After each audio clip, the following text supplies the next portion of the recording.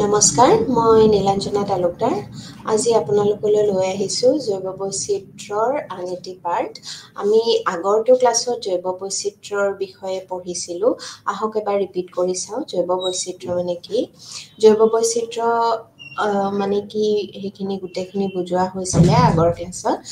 কোনো এটা অঞ্চলৰ সমূহ জীৱ গোটৰ সমষ্টিকে সেই অঞ্চলৰ জৈৱ বৈচিত্ৰ্য বোলা হয়। অৰ্থাৎ গোটেই জীৱ আৰু প্ৰাণী আৰু উদ্ভিদ এইসমূহ একেলগ হৈ গোট খাই থকা এঠাইত সেই অঞ্চলটোকে তাৰে জৈৱ বৈচিত্ৰ্য বুলি কোৱা হয়। আৰু জীৱৰ প্ৰজাতিৰ ধৰণ আৰু সংখ্যা যিমানেই অধিক হয়, জৈৱ বৈচিত্ৰ্যৰ ক্ষেত্ৰত সেই অঞ্চল সিমানেই চহকী হয় বুলি কোৱা হয়।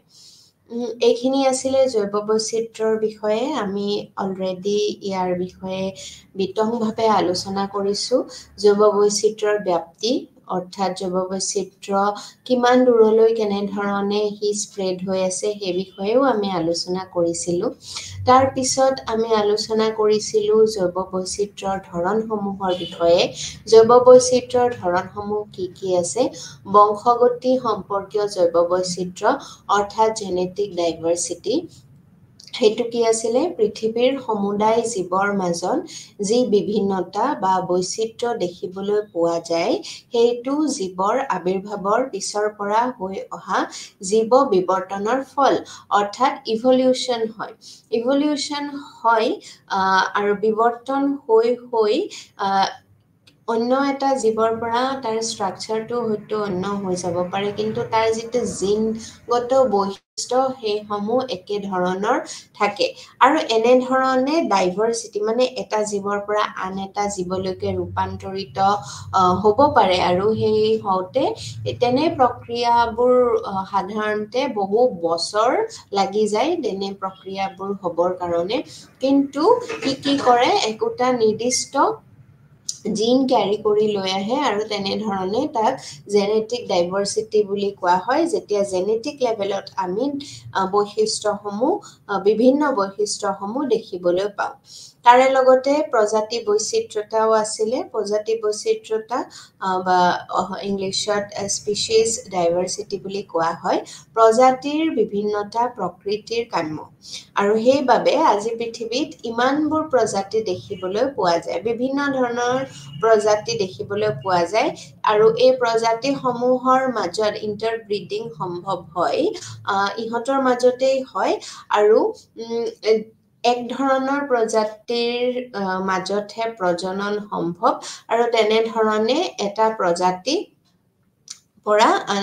একেধৰণৰ প্ৰজাতি আমি পাওঁ।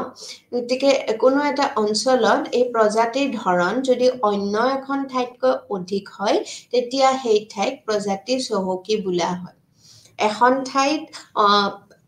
এক ধৰণৰ প্ৰজাতি বেছি হ'ব পাৰে, কোনোবা এখন ঠাইত অন্য ধৰণৰ প্ৰজাতি বেছি হ'ব পাৰে, কোনোবা এখন ঠাইত সেই এঠাইত পোৱা প্ৰজাতিটো আন ঠাইত নাপাবও পাৰে। গতিকে তাক প্ৰজাতি বৈচিত্ৰ্যতা বুলি কোৱা হয়, অৰ্থাৎ স্পিচিছবিলাকৰ মাজতে ডাইভাৰ্চিটি। আৰু বেলেগ বেলেগ ধৰণৰ প্ৰজাতিসমূহ লগ লাগিয়ে জৈৱ বৈচিত্ৰ্যতা দেখিবলৈ পোৱা যায়। ইয়াৰ পাছত আমি পৰিৱেশ তন্ত্ৰৰ বৈচিত্ৰ্যও পঢ়িছিলোঁ, ডাইভাৰ্চিটি অফ ইক'চিষ্টেমছ, আৰু ইয়াৰে প্ৰকাৰ কেইটামান আছিলে। সেয়া আছিলে স্থলজ পৰিস্থিতি তন্ত্ৰ, যাক টেৰেষ্ট্ৰিয়েল ইক'চিষ্টেম বুলি কোৱা হয়, অলৱণাক্ত পৰিস্থিতি তন্ত্ৰ বা ফ্ৰেছ ৱাটাৰ ইক'চিষ্টেম, আৰু এক ধৰণ আছিলে সামুদ্ৰিক পৰিস্থিতি তন্ত্ৰ অৰ্থাৎ মেৰাইন ইক'চিষ্টেম। এতিয়া বংশগতি সম্পৰ্কীয় জৈৱ বৈচিত্ৰ্যৰ বিষয়ে আমি বিতংকৈ আলোচনা কৰিছিলোঁ যোৱাটো ক্লাছত, যে প্ৰতিটো জীৱৰ জিনসমূহৰ বৈশিষ্ট্য বেলেগ বেলেগ থাকে আৰু একোটা জিনে বিশেষ বিশেষ বংশগত চৰিত্ৰ বহন কৰে। তাৰ বংশ অনুযায়ী তাৰ জেনেটিক ষ্ট্ৰাকচাৰটো হ'ব আৰু সি বেলেগ ধৰণৰ আন এটা জীৱতকৈ সি অন্য এক ধৰণৰ বৈচিত্ৰ্য সি বা বৈশিষ্ট্যতা দেখাব গতিকে প্ৰতি জীৱৰ ভিন্নতা তাৰ জিন সমষ্টিৰ ভিন্নতাৰ বাবেই হয় জিন সমষ্টিসমূহ যেনেকুৱা হয় কাৰোবাৰ চকু নীলা হ'ব পাৰে কাৰোবাৰ ক'লা গতিকে তাৰ সেইটো জেনেটিক ভেৰিয়েশ্যনৰ বাবে হয় ই যিটো জেনেটিক ভিন্নতা সি কেৰি কৰি আনিছে তাৰ দেহত পূৰ্বপুৰুষৰ পৰা সেই তেনেধৰণৰ ভিন্নতাই কি কৰে জৈৱ বৈচিত্ৰ্যৰ জিনগত বৈশিষ্ট্যতাক সূচায় আৰু প্ৰজননৰ যোগেদি জিনৰ আদান প্ৰদানো কৰা হয় আৰু এটা পুৰুষৰ পৰা মানে এটা জেনেৰেশ্যনৰ পৰা আন এটা জেনেৰেশ্যনলৈ অন্য পুৰুষলৈ বংশগতিৰ ধাৰা অব্যাহত থাকে প্ৰজননৰ যোগেদি আৰু কোনো প্ৰজাতিত নতুন জিনৰ আগমনৰ ফলত সেই প্ৰজাতিৰ চৰিত্ৰগত বৈশিষ্ট্যৰ পৰিৱৰ্তন হৈ নতুন প্ৰজাতিৰ জন্ম দিয়ে আৰু কোনো প্ৰজাতিৰ জিনীয় গোট স্থায়ী নহয় সি পৰিৱৰ্তনশীল হয় জেনেটিক সেইকাৰণেতো জেনেটিক ডাইভাৰ্চিটি বোলা বস্তুটো আহিছে আৰু আমি ইভলিউশ্যনৰ কথা বিৱৰ্তনৰ কথা আমি সেয়েহে আগতেই আলোচনা কৰিছোঁ আগৰ ক্লাছত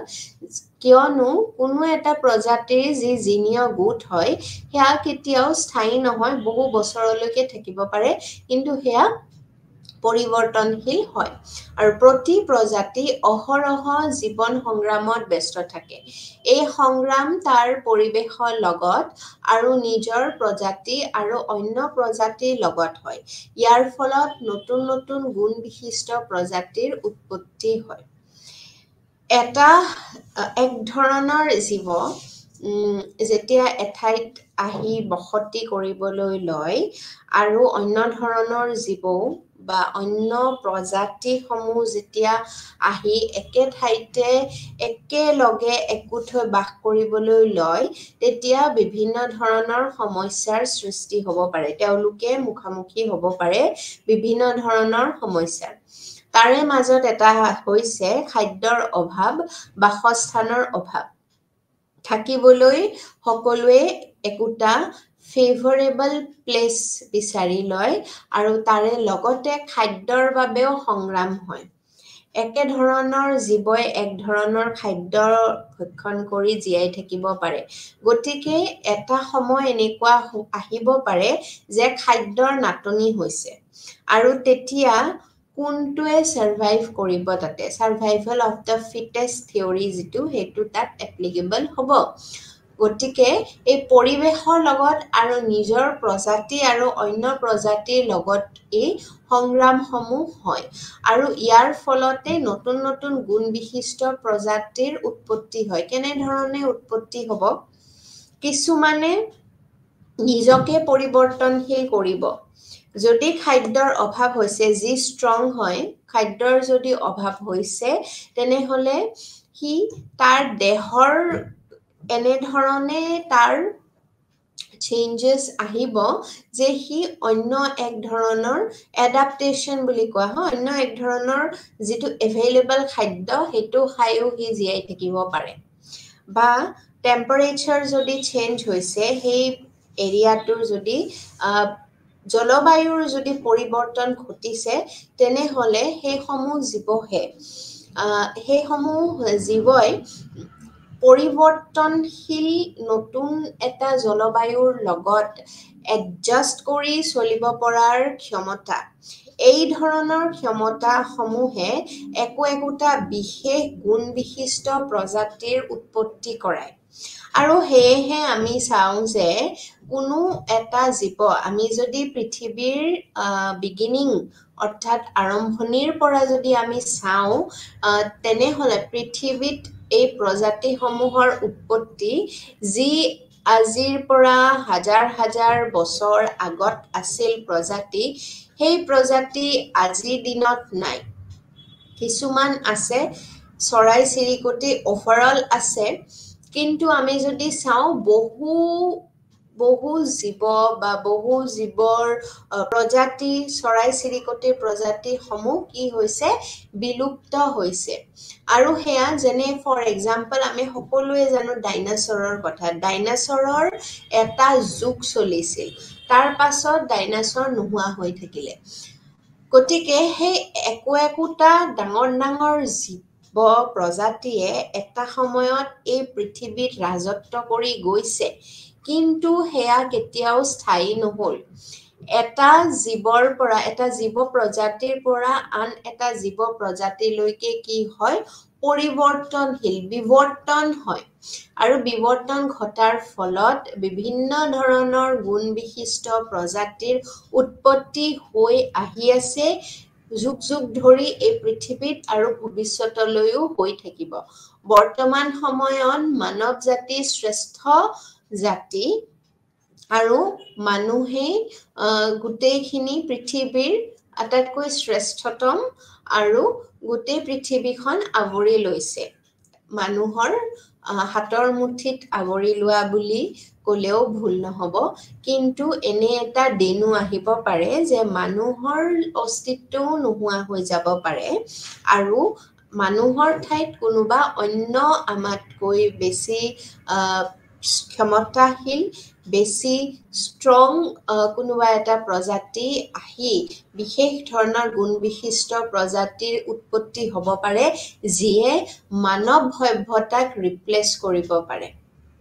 তেনেধৰণৰো হোৱাটো নুই কৰিব নোৱাৰি গতিকে আমি এই কথাটোৱে গম পালো ইয়াৰ পৰা যে প্ৰজাতিসমূহ ক'ৰ পৰা আচলতে উৎপত্তি হৈছে বিভিন্ন কাৰণবশতঃ ওচৰ পাজৰৰ পৰিৱৰ্তনশীল যি জলবায়ু হয় বা বিভিন্ন ধৰণৰ পৰিস্থিতি খাদ্যৰ অভাৱ বা তেনেধৰণৰ কম্পিটিশ্যন তেনেধৰণৰ বিভিন্ন ধৰণৰ পৰিস্থিতিৰ বাবে এই জীৱসমূহৰ পৰিৱৰ্তনশীল হয় আৰু জীৱসমূহ বিৱৰ্তন হয় অৰ্থাৎ ইভলিউশ্যন হয় আৰু এটা প্ৰজাতিৰ পৰা আন এটা প্ৰজাতি পৃথক হৈ যায় কেতিয়াবা এটা প্ৰজাতিৰ মাজতে জীৱসমূহ পৃথক হৈ যাবলগীয়া হয় কেতিয়াবা কোনো নেচাৰেল কজৰ কাৰণেও ভূমিকম্প হ'ল বা তেনেধৰণৰ কিবা যদি প্ৰাকৃতিক দুৰ্ঘটনা ঘটে যাৰ ফলত প্ৰজাতিসমূহ ভাগ ভাগ হৈ গ'ল আৰু তেনেধৰণে কোনোবা এটা প্ৰজাতি হয়তো আগৰ নিচিনাই হৈ থাকিল সেই একেটা প্ৰজাতিয়ে এটা ভাগ হয়তো আগৰ নিচিনাই হৈ থাকিল আৰু এটা ভাগে হয়তো এডাপ্ট কৰি ল'লে চেঞ্জিং নেচাৰৰ সৈতে আৰু তেনেধৰণে সি বিৱৰ্তন হৈ গ'ল আৰু নতুন এটা প্ৰজাতি হ'ল আৰু সি সাৰ্ভাইভ কৰিলে কিন্তু আগৰ যিটো ভাগ আছিল সেইটো হয়তো একে ঠাইতে তেনেধৰণে পৰি ৰ'ল আৰু এটা সময়ত সি বিলুপ্ত হৈ গ'ল তেনেধৰণে হোৱাটো সম্ভৱ আৰু হৈও আহিছে তেনেধৰণৰ ঘটনা গতিকে একোটা প্ৰজাতিৰ জীৱৰ মাজতহে যৌন প্ৰজনন সম্ভৱ হয় আৰু সেইবাবেহে যিটো আগৰ ভাগ আছিল তাৰ লগত আৰু নতুন যিটো প্ৰজাতিৰ হ'ল সৃষ্টি হ'ল সেইটোৰ কোনো মিল নাথাকে আৰু তেনেধৰণে সিহঁতৰ মাজত প্ৰজননো সম্ভৱপৰ নহয় আৰু একোটা প্ৰজাতিৰ সকলো জীৱৰ পূৰ্বপুৰুষ একে এই কথাটোৰ পৰাই আমি এইটো কথা ক'ব পাৰো যে এই ভাগ দুটাৰ কি পূৰ্বপুৰুষ একেই আছিলে এই ভাগ দুটা একেই আছিলে এটা সময়ত কিন্তু কিবা কোনো ধৰণৰ নেচাৰেল কাৰণৰ ফলত কি হ'ল ভাগ হ'বলগীয়া হ'ল কিন্তু আমি চাব যাওঁ যদি সিহঁতৰ পূৰ্বপুৰুষ একেই এতিয়া আমি প্ৰজাতি বৈচিত্ৰতাৰ বিষয়ে ভালদৰে আমি ডিটেইলছত লাষ্ট ক্লাছতো পঢ়িছিলোঁ ইয়াৰে এটা এক্সাম্পলো দিয়া হৈছিলে যেনে পেন্থেৰা এটা কি হয় এটা গণ হয় ইয়াৰ ভিতৰত অৰ্থাৎ জেনেছ হয় আৰু ইয়াৰ ভিতৰত পেন্থেৰা টাইগ্ৰিছ বুলি অন্য এটা প্ৰজাতি আহিব বেলেগ বেলেগ ধৰণৰ স্পিচিছ আমি দেখিবলৈ পাওঁ ইয়াৰ পিছতে পৰিবেশ তন্ত্ৰৰ বৈচিত্ৰ্যও আমি এক্সপ্লেইন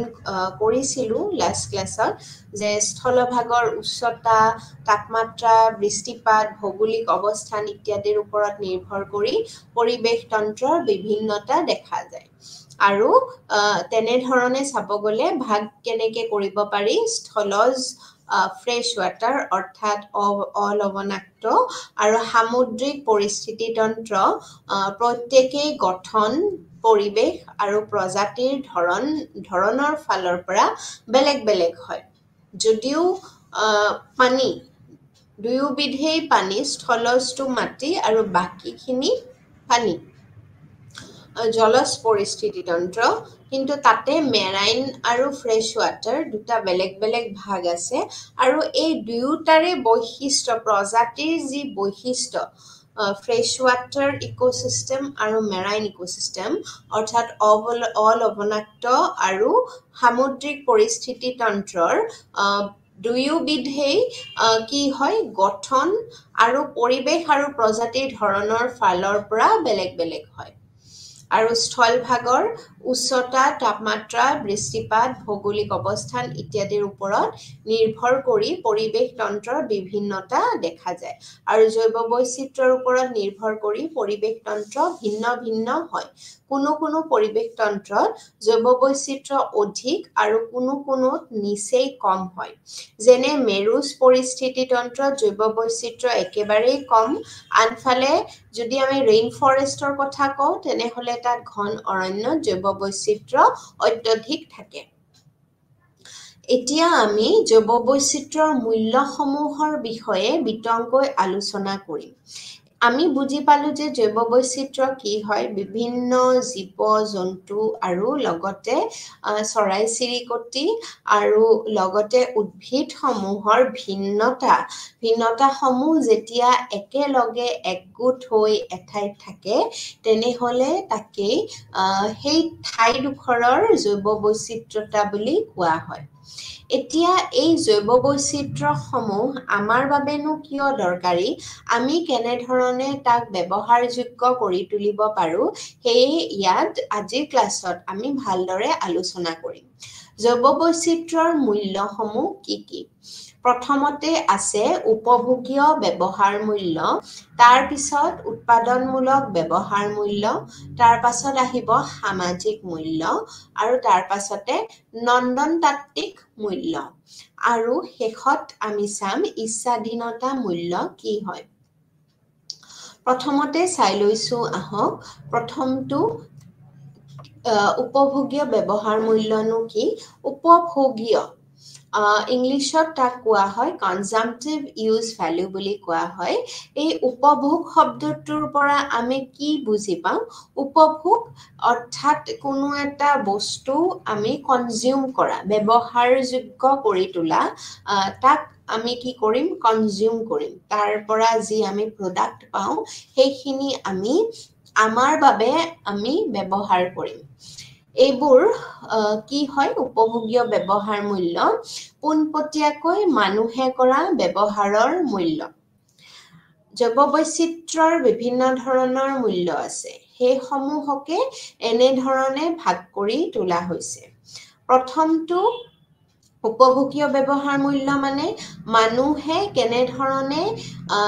জীৱ জন্তুৱেই হওক বা চৰাই চিৰিকটিয়েই হওক বা উদ্ভিদেই হওক কেনেধৰণে এইসমূহ ব্যৱহাৰযোগ্য কৰি তোলে নিজৰ ব্যৱহাৰৰ নিজৰ প্ৰয়োজনীয়তাত ব্যৱহাৰ কৰে সেয়ে আমি ইয়াত আলোচনা কৰিম বন্য উদ্ভিদৰ প্ৰায় ৮০,০০০ প্ৰজাতি ভক্ষণযোগ্য হয় আৰু অৰণ্যৰ দাঁতিকাষৰীয়া অঞ্চলৰ জনজাতীয় সম্প্ৰদায়সমূহে কৃষি শস্যৰ বাহিৰেও আলু কচু শাক বন ফল-মূল আদিৰ বাবে অৰণ্যৰ ওপৰত নিৰ্ভৰ কৰি চলে আৰু লগতে তেওঁলোকে নদী বিল জলাহ আদিৰ পৰা নিয়মীয়াকৈ মাছ শামুক কেঁকোৰা আদি সংগ্ৰহ কৰে আৰু কিছু পৰিমাণে অন্যান্য হয় আমি জানো যে আমি যি খাদ্য ব্যৱহাৰ কৰো আমি যি খাদ্য খাওঁ সেই খাদ্যৰ যিটো ৰ মেটেৰিয়েল অৰ্থাৎ আমি শাক পাচলি খাওঁ গতিকে সেই শাক পাচলিও ক'ৰ পৰা আহিছে উদ্ভিদৰ পৰা আহিছে শাক পাচলি হওক বা ফল মূল হওক এই সমূহ উদ্ভিদৰ পৰা আহিছে আমি বজাৰত যেটো কিনিবলৈ পাওঁ ঠিক তেনেধৰণে এই সমূহ হৈছে আমাৰ কি উপভোগীয় ব্যৱহাৰ মূল্য আমি কেনেধৰণে ইয়াক ব্যৱহাৰ কৰিছো ইয়াৰ লগতে আমি যদি চাবলৈ যাওঁ প্ৰত্যেক মানুহেই এই সমূহ খাদ্য হিচাপে ব্যৱহাৰ কৰি আহিছে যেনে অৰণ্যৰ দাঁতিকাষৰীয়া অঞ্চলত যিসমূহ মানুহ থাকে আদিম যুগৰে পৰা আচলতে মানুহে কি এই জৈৱ বৈচিত্ৰ্যৰ ওপৰত নিৰ্ভৰ কৰি চলি আহিছে আমি জানো যে আদিম যুগতে মানুহে প্ৰথমতে কি খাইছিলে শাক পাচলি খাইছিলে প্ৰথমতে হয়তো কেঁচাই ভক্ষণ কৰিছিলে জুইৰ আৱিষ্কাৰ হোৱাৰ পিছত মানুহে লাহে লাহে গম পালে যে ইয়াক পুৰি খালে সোৱাদটো বেছি হয় কিবা এটা ভাল লাগে খাবলৈ আৰু তেনেধৰণে খোৱা খাদ্যসমূহ ৰন্ধন প্ৰকৰণসমূহ বেলেগ বেলেগ হ'বলৈ ধৰিলে আৰু কিছুমান ৰন্ধন প্ৰণালী কিছুমান মানুহে আৱিষ্কাৰ কৰিলে যিয়েই নহওক উৎসটো কিন্তু জৈৱ বৈচিত্ৰ্যৰ পৰাই পাইছিলে এই আদিম মানুহে যদি সেই সময়ত খাদ্য খাব যে লাগে সেই কথাখিনি যদি উপলব্ধি নকৰিলেহেঁতেন তেনেহলেতো জীয়াই নাথাকিলেহেঁতেন প্ৰতিবিধ জীৱই সি যি প্ৰজাতিৰেই নহওক কিয় সৰুৰ পৰা ডাঙৰলৈ সি জীয়াই থাকিবৰ কাৰণে যে কিবা এটা যে ভক্ষণ যে কৰিব লাগে সেই কথাটো পৃথিৱীৰ সৃষ্টিৰ আৰম্ভণিৰ পৰাই পৃথিৱীৰ জীৱৰ সৃষ্টিৰ আৰম্ভণিৰ পৰাই জীৱসমূহৰ সেই সম্যক জ্ঞানটো দিয়া হৈছে গতিকে এই জীৱসমূহে যেনেধৰণে খাদ্য ভক্ষণ কৰি চলে সেই ধৰণে আদিম মানুহেও কি কৰিছিলে জৈৱ বৈচিত্ৰ্যৰ ওপৰত নিৰ্ভৰশীল হৈছিলে তেওঁলোকৰ খাদ্য সংগ্ৰহ কৰাৰ বাবে আৰু তেনেধৰণে কৰোতে আমি আজিৰ যুগতো কি খাদ্য খাবলৈ আমি খাদ্য খাই জীয়াই থাকো বেসিক নিড হয় মানুহৰ বেসিক হিউম্যান নিড যেটো ফুড তে অৰণ্যৰ দাঁতিকাষৰীয়া অঞ্চলসমূহত হওক বা মানুহে আচলতে সভ্যতাৰ আৰম্ভণিৰ পৰা মানুহে আচলতে কোট ঘৰ বান্ধিবলৈ সৃষ্টি ঘৰ সাজিবলৈ কোট আৰম্ভ কৰিছিলে আমি যদি বিতংভাৱে যদি আমি এই বিষয়ে সূক্ষ্ম দৃষ্টিৰে যদি আমি চাওঁ তেনেহলে আমি গম পাম যে নদীৰ কাষে কাষে মানুহে বসতি স্থান কৰিবলৈ আৰম্ভ কৰিছিলে আদিম যুগৰে পৰা আৰু কিয় কৰিছিলে কাৰণ নদীত মাছ আদি পোৱা যায় গতিকে নদীত খাদ্যৰ অভাৱ নহয় তাৰে লগতে আৰু কি কৰিছিলে নদীৰ পৰা যি খাদ্য সংগ্ৰহ কৰে হেয়াটো কৰেই আৰু তাৰে লগতে নৈৰ পানী ব্যৱহাৰ কৰি খেতি কৰিবলৈ আৰম্ভ কৰিলে গতিকে আমি যদি সভ্যতা হিষ্ট্ৰীত যদি আমি যাওঁ তেনেহলে আমি গম পাম যে নৈৰ কাষৰীয়া অঞ্চল সমূহত মানুহে বসতি স্থান কৰিবলৈ কোনোবা যুগৰ পৰাই আৰম্ভ কৰিছিলে গতিকে মানুহে জানে যে খাদ্যৰ বাবে আচলতে কোৰ ওপৰত ডিপেন্ডেন্ট হ'ব লাগে খাদ্যৰ ওপৰত ডিপেন্ডেন্ট হ'বলৈ আমাৰ চাৰিওফালে কি আছে জৈৱ বৈচিত্ৰ্য আছে তাৰ পৰাই আমি এই খাদ্যসমূহ সংগ্ৰহ কৰো ইয়াৰ লগতে যিসমূহ আজিৰ যুগতো অৰণ্যৰ দাঁতিকাষৰীয়া অঞ্চল আমি কি কৰো আমি বজাৰৰ পৰা মাৰ্কেটৰ পৰা আমি শাক পাচলি ফল মূল ইত্যাদি কিনি আনি আমি ভক্ষণ কৰি চলি আছো যিসমূহ দুৰ্গম অঞ্চলত তেনে ধৰণৰ কোনো সুবিধাই নাই তাতো মানুহ জীয়াই আছে কেনেধৰণে জীয়াই আছে তাত আৰু ভাল তাত অৰণ্যৰ দাঁতিকাষৰীয়া অঞ্চলসমূহত এতিয়াও বহুতো জনজাতীয় সম্প্ৰদায়সমূহে বাস কৰে আৰু তেওঁলোকে ক'ৰ পৰা খাদ্য সংগ্ৰহ কৰে সেই কাষত থকা অৰণ্যখনৰ পৰাই খাদ্য আহৰণ কৰে তাৰ লগতে তেওঁলোকে নদী বিল জলাহ আদিৰ পৰাও মাছ বা অন্য তেনেকুৱা জীৱসমূহ নৈৰ জীৱসমূহৰ ওপৰত ডিপেন্ডেন্ট হৈ চলি আহিছে আৰু কিছু পৰিমাণে অন্যান্য বন্যপ্ৰাণীও এওঁলোকৰ খাদ্যৰ অন্তৰ্ভুক্ত হয় গাঁৱলীয়া মানুহে আমি যদি চাওঁ যে আগৰ যুগৰ পৰাই আৰু এটা ইন্টাৰেষ্টিং কথা আছে ইয়াতে অকল খাদ্য বুলিয়ে নহয় উদ্ভিদৰ পৰা আমি প্লান্টছৰ পৰা আমি কি পাওঁ এটাটো হ'ল আমি শাক পাচলি পাওঁ আৰু এটা ফল মূল পাওঁ গতিকে তাৰ উপভোগীয় ব্যৱহাৰ যি মূল্য সেই বিষয়ে আমি গম পালো ইয়াৰ লগতে আৰু কি আছে মানুহে ঔষধৰ ক্ষেত্ৰত বহু পৰিমাণে বন্য উদ্ভিদৰ ওপৰত নিৰ্ভৰ কৰে ঔষধৰ ওপৰত অৰ্থাৎ তাক এথনোবটেনি বুলিও কোৱা হয় বা যিসমূহ বন্য উদ্ভিদ আছে সেই বন্য উদ্ভিদসমূহৰ বিষয়ে ষ্টাডি কৰা হয় আৰু ৰিচাৰ্চ কৰি এতিয়া ওলোৱা হৈছে যে বিভিন্ন ধৰণৰ উদ্ভিদৰ পৰা সংগ্ৰহ কৰা মেডিচিনে বিভিন্ন ধৰণৰ জটিল ৰোগ কিছুমানৰো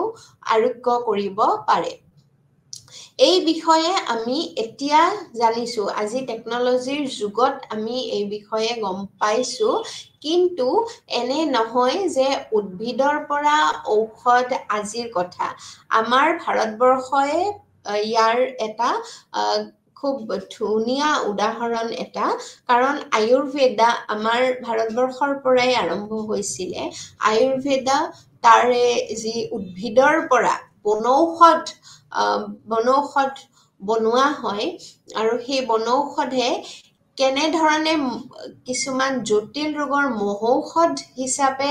ব্যৱহাৰ হয় সেই বিষয়ে আমি সকলোৱে জ্ঞাত ইয়াৰ লগতে আমি যদি চাওঁ তেনেহলে আজিৰ যুগত হয়তো এনে কিছুমান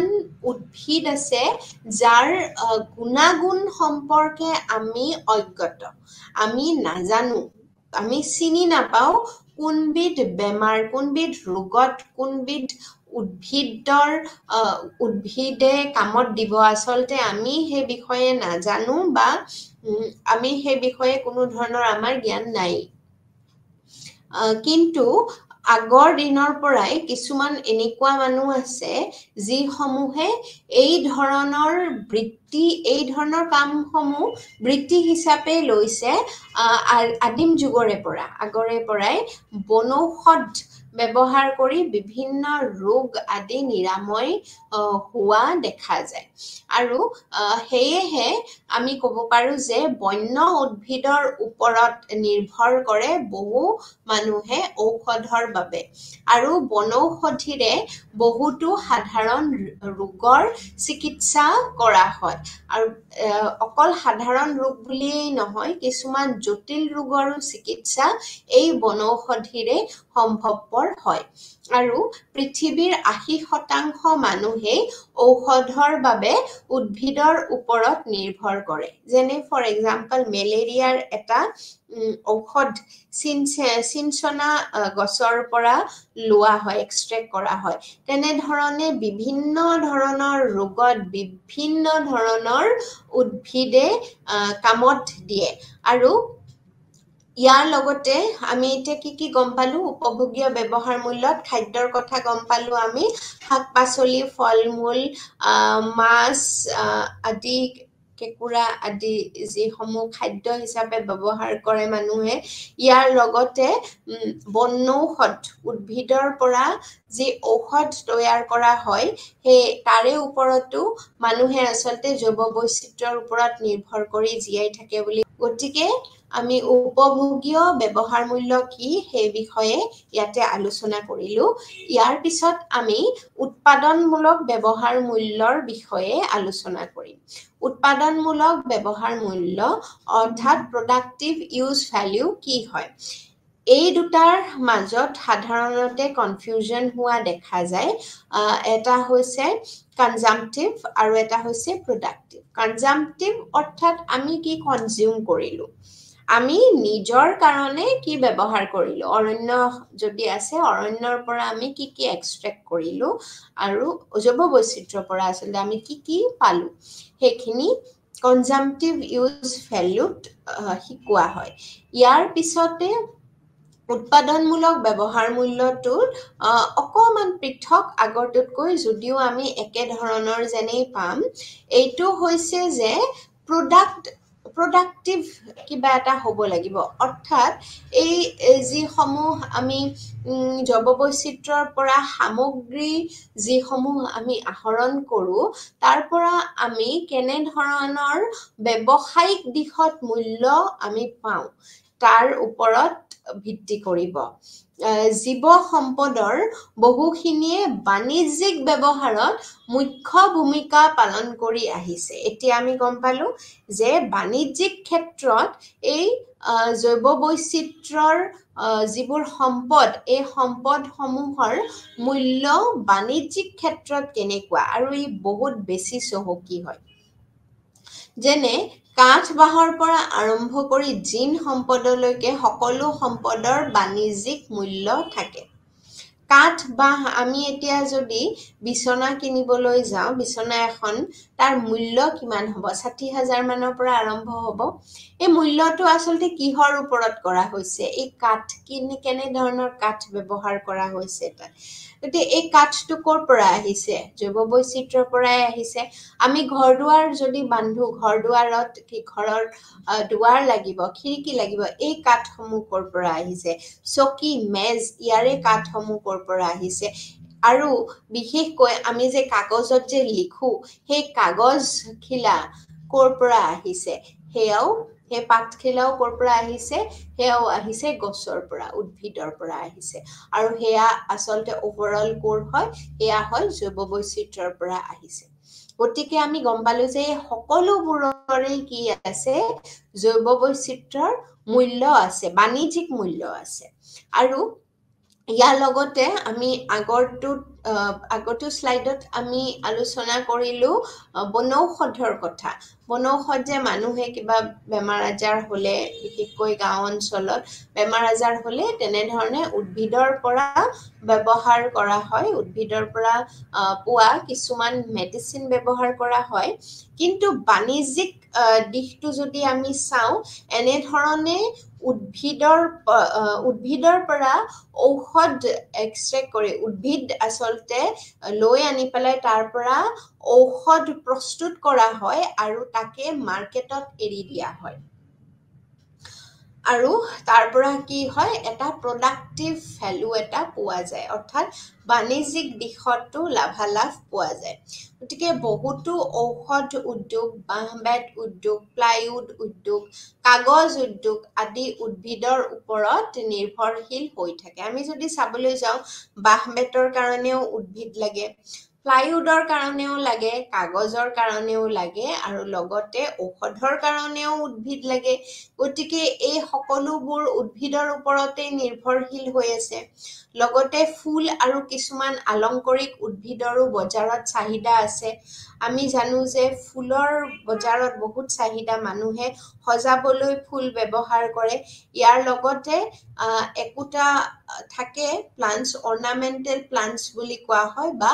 আলংকাৰিক উদ্ভিদ বুলি কোৱা হয় যাক সজাই ৰখা হয় আলংকাৰিক উদ্ভিদ সজাই ৰখা হয় গাৰ্ডেনত ধুনীয়াকৈ ফুল ফুলি থাকে হি অকল অন্য কামত ব্যৱহাৰ নহয় হি অকল হাজোন কাচোনৰ বাবেহে ব্যৱহাৰ কৰা হয় গতিকে এইবোৰটো বাণিজ্যিক মূল্য আছে এই সমূহক কি কৰা হয় এই সমূহক বজাৰত মুকলি কৰি দিয়া হয় তাৰ পাছত গ্ৰাহকে কিনি নিয়ে আৰু তেনে ধৰণে ইয়াৰ প্ৰডাক্টিভ ভ্যালু কিছুমান ওলায় লগতে কিছুমান প্ৰাণীজাত দ্ৰব্যও বহুতো শিল্প উদ্যোগ নিয়ন্ত্ৰণ কৰিছে তেনে ধৰণৰ এক্সাম্পল যদি আমি চাবলৈ যাওঁ এইবোৰৰ ভিতৰত উল্লেখযোগ্য হ'ল হাতীৰ দাঁতৰ সামগ্ৰী যেনে ফণী ইত্যাদি বনোৱা হৈছিলে আগতে এতিয়া সেয়া ইলিগেল বুলি ধৰা হয় আগতে হাতীৰ দাঁতৰ পৰা ফণী ইত্যাদি তেনে ধৰণৰ বাকচ আদি তেনে ধৰণৰ কিছুমান হাজোন কাচোনৰ বস্তু প্ৰডাক্ট কৰা হৈছিলে অৰ্থাৎ প্ৰডিউচ কৰা হৈছিলে তাৰে লগতে কস্তুৰী সুগন্ধি এৰি মুগা পাট আমাৰ অসমেই বিখ্যাত তাৰ বাবে পাটৰ কাপোৰৰ বাবে গতিকে এৰি মুগা পাট তাৰ পাছত ঊনটো ক'ৰ পৰা আহে ঊন আহে ভেড়া ছাগলীৰ পৰা গতিকে সেয়াও প্ৰডাক্টিভ মূল্য হয় লগতে জন্তুৰ নোমৰ সামগ্ৰী চামৰাৰ সামগ্ৰী অৰ্থাৎ লেডাৰৰ সামগ্ৰী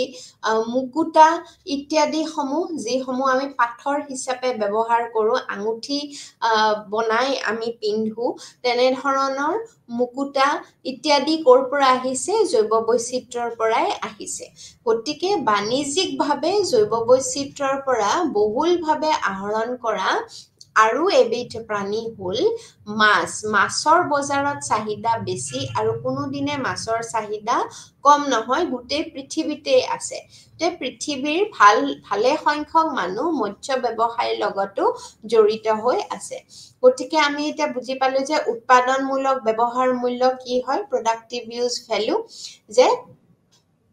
এই যিসমূহ আমি জৈৱ বৈচিত্ৰ্যৰ পৰা যিসমূহ সামগ্ৰী আমি আহৰণ কৰোঁ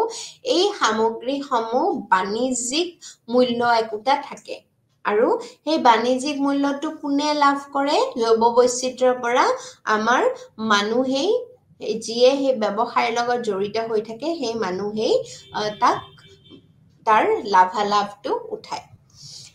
ইয়াৰ পিছত আন এটা আছে সামাজিক মূল্য জৈৱ বৈচিত্ৰ্যৰ সামাজিক মূল্য অৰ্থাৎ সোশ্যাল ভ্যালু মানে জৈৱ বৈচিত্ৰ্যই সোসাইটিত কেনে ধৰণৰ অৱদান প্ৰদান কৰি আহিছে সেই বিষয়ে ইয়াত আমি আলোচনা কৰিম আমি চাওঁ যদি আমাৰ যিসমূহ ভাৰতবৰ্ষৰ কথা যদি আমি কওঁ আমাৰ ঐক্যতাৰ মাজত ঐক্যতাৰ কথা আমি কওঁ তাতে আমি জানো যে ডাইভাৰ্চিটি বিভিন্ন ধৰণৰ মানুহ আছে বিভিন্ন সম্প্ৰদায়ৰ মানুহ আমি বসবাস কৰি আহিছো আৰু প্ৰত্যেক সম্প্ৰদায়ৰে বিভিন্ন ধৰণৰ ধৰ্মীয় আমাৰ কিছুমান ধৰ্মীয় অনুভূতিক আমি ৰক্ষা কৰি আহিছো ধৰ্মীয় পৰম্পৰা কিছুমান আমি অতীজৰে পৰা আমি ৰক্ষা কৰি আহি আছো আৰু তেনেধৰণৰ ধৰ্মীয় অনুষ্ঠান কিছুমানত আমি দেখিবলৈ পাওঁ যে জৈৱ বৈচিত্ৰ্যৰ বহুলভাৱে ব্যৱহাৰ কৰা হয় অকল এক ধৰণৰ ধৰ্ম বুলিয়ে নহয় বিভিন্ন ধৰণৰ ধৰ্মত বেলেগ ধৰণৰ ভাৰতবৰ্ষত যিমান ধৰ্ম আছে প্ৰত্যেক ধৰ্মতেই ধৰ্মীয় অনুষ্ঠানতেই ফুলৰ ব্যৱহাৰ আমি খুব সঘনাই দেখিবলৈ পাওঁ অকল ভাৰতবৰ্ষ বুলি নহয় গোটেই পৃথিৱীখনতে আমি যদি এই বিষয়ে যদি আমি ৰিসাৰ্চ কৰিবলৈ যাওঁ তেনেহলে দেখা পাম যে ফুলৰ যিটো চাহিদা সেইটো প্ৰত্যেক ধৰ্মীয় অনুষ্ঠানতেই আছে কৰবাত নহয় কৰবাত আছে আৰু ইয়াকে কি বুলি কোৱা হয় সামাজিক মূল্য বুলি কোৱা হয় অৰ্থাৎ স্থানীয়ভাৱে কৰা ব্যৱহাৰ আৰু বাণিজ্যিকভাৱে কৰা যি ব্যৱহাৰ হেয়া আমি অলৰেডি ডিসকাস কৰিলো তাৰে উপৰিও জৈৱ বৈচিত্ৰ্যৰ আৰু এটা উল্লেখযোগ্য মূল্য আছে হেয়া হৈছে সামাজিক মূল্য আমি জানো যে পুৰণি সমাজত জৈৱ বৈচিত্ৰ্যৰ প্ৰতি আদৰ বেলেগ ধৰণৰ আছিল কিন্তু এতিয়া সেই আদৰ লাহে লাহে কমি আহিছে কনক্ৰিট পৃথিৱীখনৰ বাবে জটিলতাৰ বাবে হয়তো যি আগৰ নিচিনা জৈৱ বৈচিত্ৰ্যৰ প্ৰতি মানুহৰ যি আন্তৰিকতা আছিল হেয়া কৰবাত নোহোৱা হৈছে কিন্তু আমি যদি চাবলৈ যাওঁ এই কিছুমান ধৰ্মীয় অনুষ্ঠানসমূহ আমাৰ কিছুমান বিলিভছৰ ওপৰত ভিত্তি কৰি আমাৰ কিছুমান যি বিশ্বাস সেই বিশ্বাসৰ ওপৰত ভিত্তি কৰিয়ে কিন্তু আমি চলি আহিছো আজিৰ যুগতো আৰু তেনে ধৰণে জৈৱ বৈচিত্ৰ্য সংৰক্ষিত হৈ থকা দেখা যায় যেনে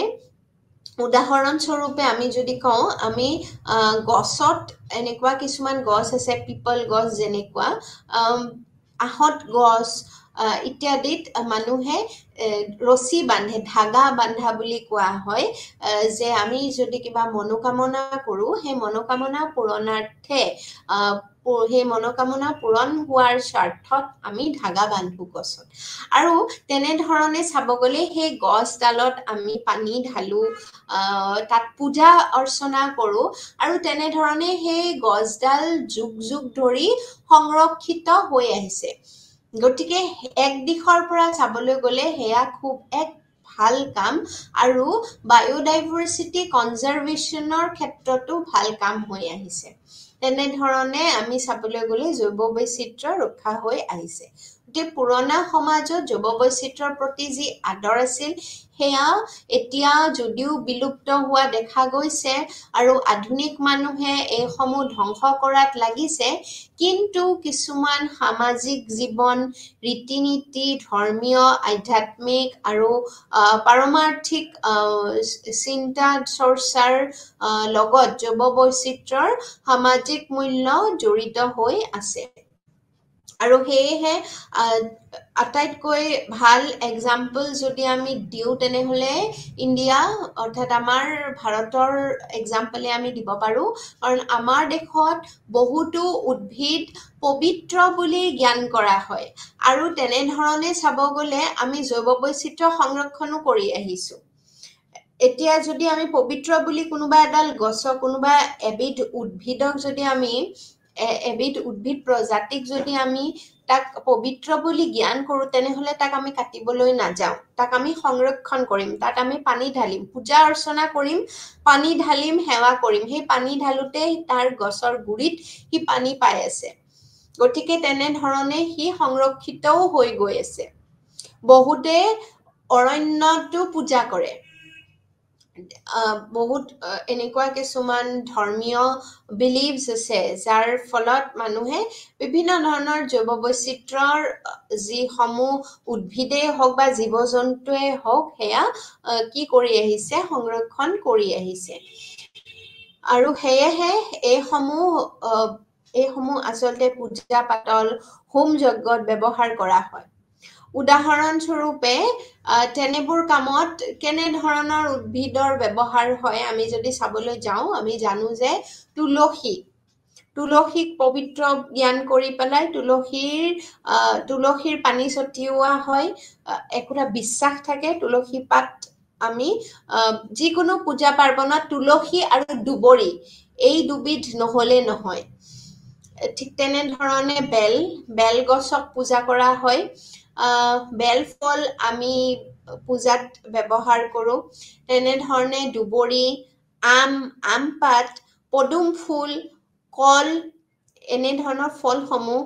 আহঁত আদিৰ ব্যৱহাৰ সৰ্বজনবিদিত। আমি সকলোৱে জানো এইসমূহৰ ব্যৱহাৰ। কোনো এবিধ পূজা এনেধৰণে নাযায় য'ত কলৰ ব্যৱহাৰ কৰা নহয়, য'ত তুলসীৰ ব্যৱহাৰ নহয়, দুবৰিৰ ব্যৱহাৰ য'ত নহয়, তেনেধৰণৰ আমি পূজা দেখিবলৈ নাপাওঁ।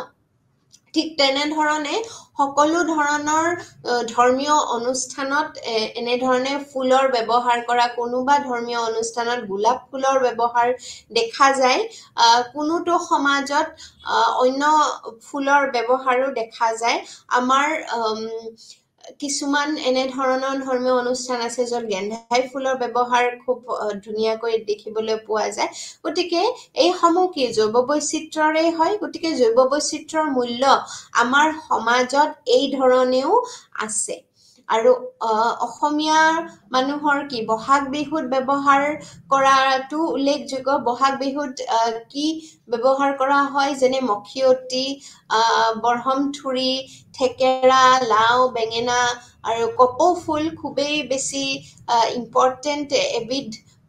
ফুল। কপৌ ফুল বিহুত ব্যৱহাৰ কৰা হয় ইত্যাদি, এইসমূহ উল্লেখযোগ্য। ইয়াৰ লগতে বিভিন্ন জনজাতীয় লোকসকল আছে, আৰু জনজাতীয় লোকসকল অৰণ্যৰ বন্য জীৱনৰ লগত ওতঃপ্ৰোতভাৱে জড়িত হৈ থাকে। যিটো মই ইতিমধ্যে কৈছো যে অৰণ্যতো মানুহে পূজা কৰে, আৰু তেনেধৰণে এই লোকসকলে সামাজিক ৰীতি নীতি, নৃত্য গীত, বাদ্য আদি প্ৰকৃতি আৰু জৈৱ বৈচিত্ৰ্যৰ লগত সাঙুৰ খাই আছে। ইয়াৰ লগতে কোনো জনজাতিৰ মাজত কি দেখিবলৈ পোৱা যায় অৰণ্যৰ একোটা অঞ্চল পবিত্ৰ বুলি জ্ঞান কৰা হয় সেক্ৰেড গ্ৰুভ হিচাপে সংৰক্ষণ কৰি ৰখাৰ প্ৰথা আছে হেয়েহে কৈছিল যে অৰণ্যত পূজা কৰা দেখিবলৈ পোৱা যায় কোনো এনে জনজাতি আছে যি সকলে আচলতে অৰণ্যৰ একোটা অঞ্চলক পবিত্ৰ বুলি জ্ঞান কৰে আৰু তেনে ধৰণে পূজা অৰ্চনা কৰি আহে আৰু তাত কোনো ধৰণৰ বেআইনী কাম তাত হ'বলৈ নিদিয়ে তেওঁলোকে ঠিক তেনে ধৰণে উদাহৰণ আছে মেঘালয়ৰ খাচী জনজাতিসকলে এনে ধৰণৰ পবিত্ৰ বন প্ৰতিপালন কৰি আহিছে আৰু ইয়াত বহু আপুৰুগীয়া প্ৰজাতি সংৰক্ষিত হৈ আছে আৰু ইয়াৰ বিলুপ্তিৰ পৰা হাত সাৰিও আছে আৰু কিছুমান প্ৰাণী যেনে বলদ গাই ঘোঁৰা ফেঁচা সাপ আদি আমাৰ মানসিক আধ্যাত্মিক যেটো সাইকো স্পিৰিচুৱেল নেচাৰ বুলি কোৱা হয় সেই ক্ষেত্ৰখনৰ আবেগ অনুভূতিৰ লগত জড়িত হৈ আছে আমি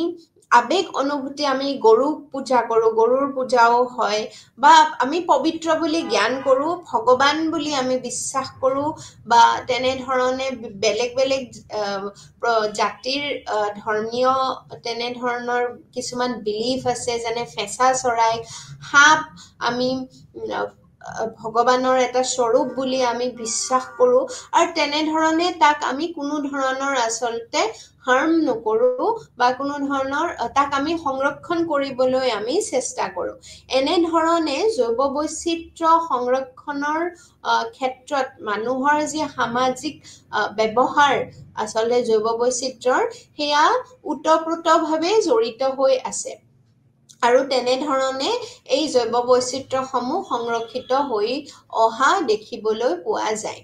এয়া আছিলে সামাজিক মূল্যৰ বিষয়ে ইয়াৰ পিছত আমি পঢ়িম নন্দনতাত্ত্বিক মূল্য অৰ্থাৎ এস্থেটিক ভ্যালুৰ বিষয়ে পঢ়িম নন্দনতাত্ত্বিক ভ্যালু অৰ্থাৎ এই যিসমূহ জীৱ আছে বা উদ্ভিদ আছে এই জীৱসমূহ বা উদ্ভিদসমূহ নাইকিয়া হৈ গলে কিহত এফেক্ট পৰিব পৰিস্থিতি তন্ত্ৰত এফেক্ট পৰিব অৰ্থাৎ ইকোসিস্টেমটো কি হ'ব ইমবেলেন্স হ'ব তাৰতম্য ঘটিব আৰু তাৰ লগতে যি ফুড চেইন খাদ্যৰ শৃংখলত তাৰ পৰিণতি দেখিবলৈ পোৱা যাব কিন্তু আমি সেই বস্তুটো উপলব্ধি নকৰো ইয়াৰ লগতে আৰু এটা নন্দনতাত্ত্বিক দিশো আছে জৈৱ বৈচিত্ৰ্যৰ সৌন্দৰ্যবৰ্ধক বা নন্দনতাত্ত্বিক দিশটো হৈছে যিটো মানুহে উপভোগ কৰি শান্তি লাভ কৰে সেই ভ্যালুটো আমাক দিছে আমি তাৰ মূল্যটো পাই আছো জৈৱ বৈচিত্ৰ্যৰ পৰা কেনে ধৰণে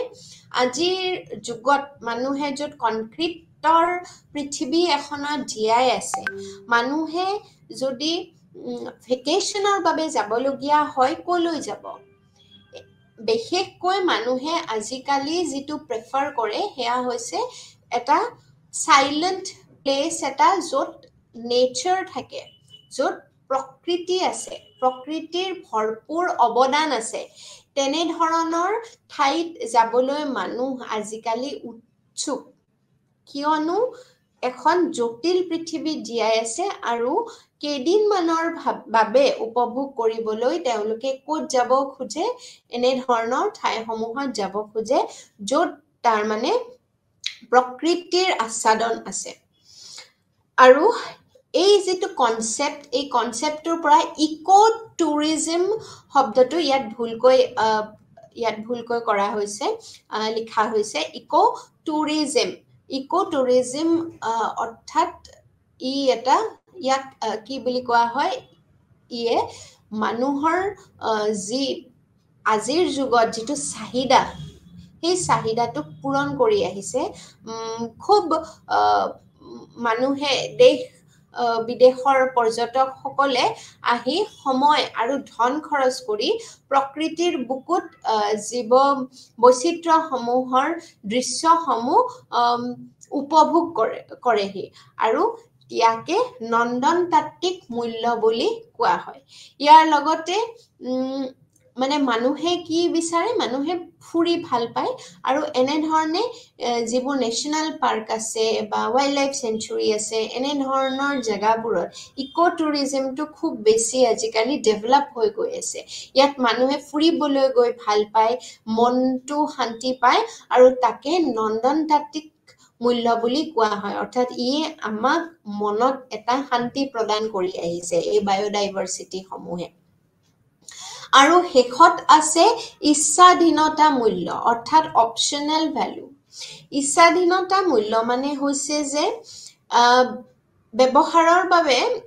ভৱিষ্যতৰ সম্ভাৱনা যি আছে সেই পথসমূহ মুকলি কৰি ৰখাটোৱেই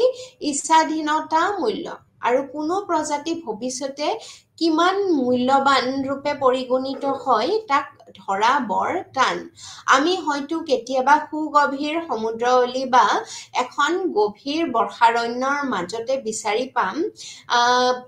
জটিল ৰোগ যেনে কেঞ্চাৰৰ দৰে ৰোগৰো হয়তো মহৌষধ আমি বিচাৰি পাব পাৰো বা জৈৱ বৈচিত্ৰ্য প্ৰকৃতিয়ে আগবঢ়োৱা অতি মূল্যৱান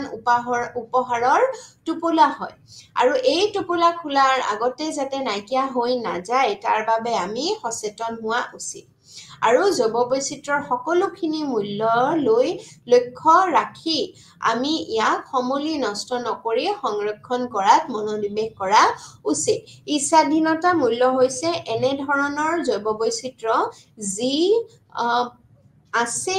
কিন্তু তাৰ মূল্য এতিয়ালৈকে আমি বুজি উঠা নাই কিছুমান এনে ধৰণৰ জীৱ এতিয়াও আছে এনে ধৰণৰ উদ্ভিদ এতিয়াও আছে এনে ধৰণৰ ঠাই এতিয়াও আছে যিবোৰ এতিয়ালৈকে আনএক্সপ্লৰ্ড হৈ আছে যিসমূহক মানুহে বিচাৰি উলিয়াব পৰা নাই আৰু তাৰ মূল্যৰ জ্ঞান কোনো আমাৰ নাই কিন্তু যেতিয়া তাৰ আৱিষ্কাৰ হয়তো হ'ব যেনে ফৰ এক্সাম্পল উদাহৰণস্বৰূপে আমি যদি কওঁ যে চাহৰ চিনাক্তকৰণ নোহোৱাহেঁতেন অসম জানো চাহৰ বাবে বিখ্যাত হ'ল হয় জানো কেতিয়াবা গম পোৱা গ'লহেঁতেন যে আমাৰ ইয়াত ইমান এটা ভাল চাহিদা সম্পন্ন এবিধ উদ্ভিদ আছে যি চাহ গোটেই বিশ্ব ব্ৰহ্মাণ্ডতে গোটেই বিশ্বজুৰি আচলতে ই পপুলাৰ হ'বলৈ সক্ষম হৈছে গতিকে ইয়াৰ এদিন আৱিষ্কাৰ নিশ্চয়কৈ হৈছিলে ঠিক তেনেধৰণে এনে ধৰণৰ উদ্ভিদ হয়তো বহুত আছে যি উদ্ভিদৰ পৰা বিভিন্ন ধৰণৰ জটিল ৰোগ আদি সমস্যাৰো হয়তো সমাধান আমি বিচাৰি উলিয়াব পাৰো কিন্তু আজিৰ তাৰিখত সেয়া বিচাৰি উলিওৱা হোৱা নাই বা চিনাক্তকৰণ হোৱা নাই সেইসমূহ হৈছে ইচ্ছাধীনতা মূল্য অৰ্থাৎ আমি জানো যে কৰবাত আছে এনে ধৰণৰ মূল্যও আছে কৰবাত কিন্তু সি এতিয়াও ষ্টকত আছে তাক এতিয়ালৈ আৱিষ্কাৰ কৰা হোৱা নাই গতিকে বায়োডাইভাৰ্চিটি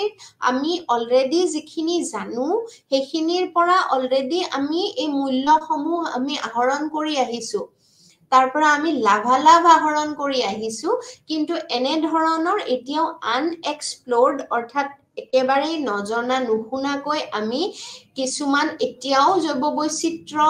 আছে সেই জৈৱ বৈচিত্ৰ্যসমূহৰ পৰা আমি এতিয়াও আহৰণ কৰিবলৈ বাকী আছে তাকে অপচন ভ্যালু বা ইচ্ছাধীনতা মূল্য বুলি কোৱা হয়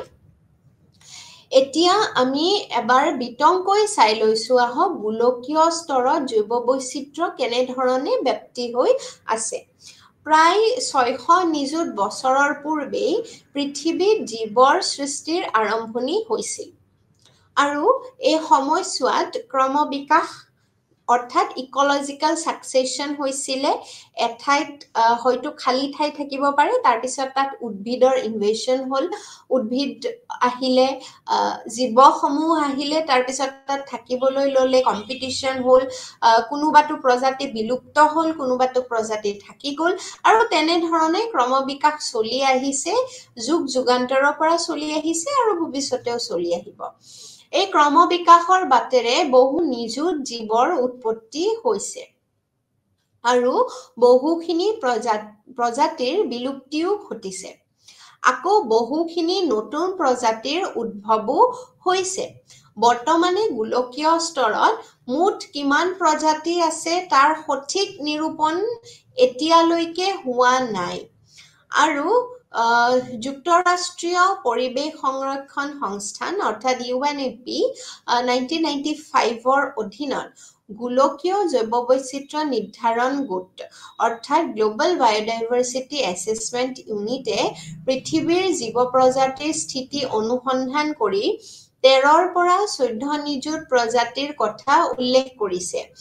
আমি এতিয়ালৈকে নাজানো যে গোলকীয় স্তৰত পৃথিৱীত মুঠ কিমান সংখ্যক জীৱ প্ৰজাতি আছে। আমি এতিয়াও অজ্ঞ, আমি নাজানো, চিনাক্তকৰণেই হোৱা নাই বহুত। কিন্তু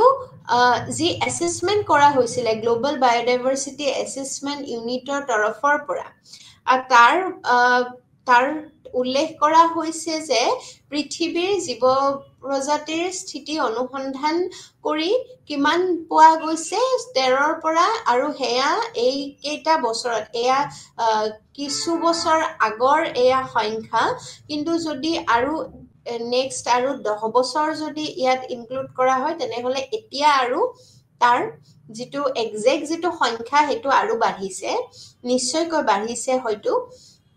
অনুসন্ধান কৰি পোৱা গৈছে যে 13ৰ পৰা 14 নিযুত প্ৰজাতিৰ কথা উল্লেখ কৰা হৈছে, আৰু তাৰে বৰ্তমানলৈ 1.75 নিযুত প্ৰজাতিৰহে চিনাক্তকৰণ হৈছে। যদিও আছে বুলি উল্লেখ কৰা হৈছে যে ইমানখিনি অনুসন্ধান কৰি উলিওৱা হৈছে 13ৰ পৰা 14 নিযুত, কিন্তু তাৰে ভিতৰত মাত্ৰ ইমানখিনিহে প্ৰজাতিৰহে আচলতে চিনাক্তকৰণ কৰা হৈছে। আৰু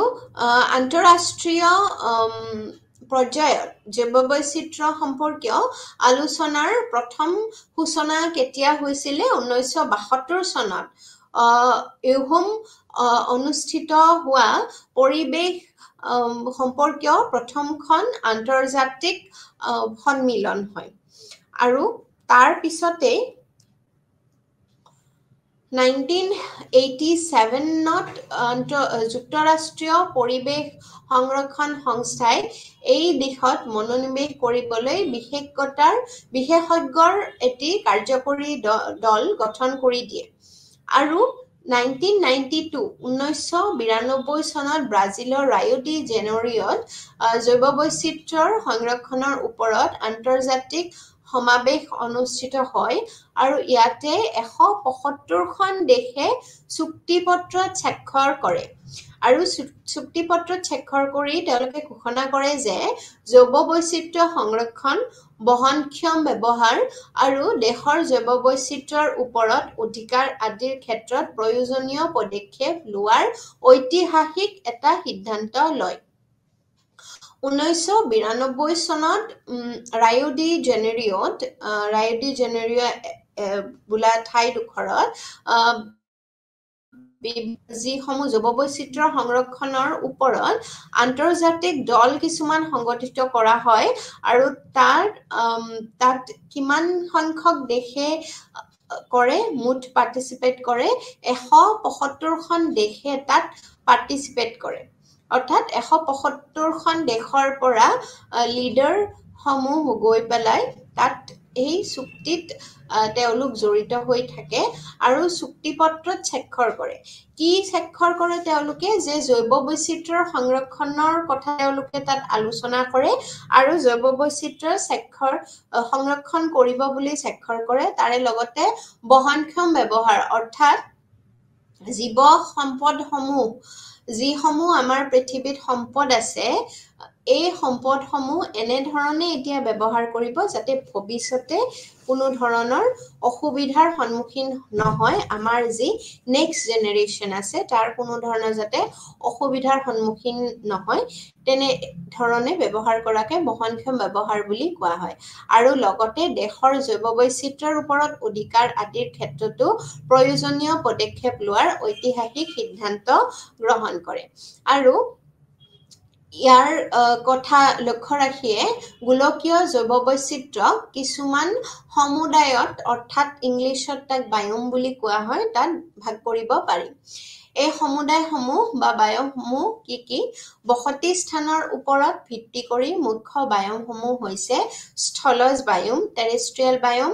আৰু জলজ বায়ম একুৱেটিক বায়ম আৰু স্থলজ বায়মত মুঠ 4টা বায়ম অন্তৰ্ভুক্ত হৈ আছে সেয়া হৈছে ক্ৰান্তীয় বায়ম ট্ৰপিক্যাল বায়ম নাতিশীতোষ্ণ বায়ম অৰ্থাৎ টেম্পাৰেট বায়ম আৰু উপমেঘ বায়ম অৰ্থাৎ সাব আৰ্কটিক বায়ম বুলি কোৱা হয় আৰু মেঘ বায়ম অৰ্থাৎ আৰ্কটিক বায়ম এটা হৈছে উপমেঘ সাব আৰ্কটিক আৰু এটা হৈছে মেঘ বায়ম অৰ্থাৎ আৰ্কটিক বায়ম এখিনিৰ পিছত আমি নেক্সট ক্লাছত ইয়াৰ বাকিখিনি আমি আলোচনা কৰিম ধন্যবাদ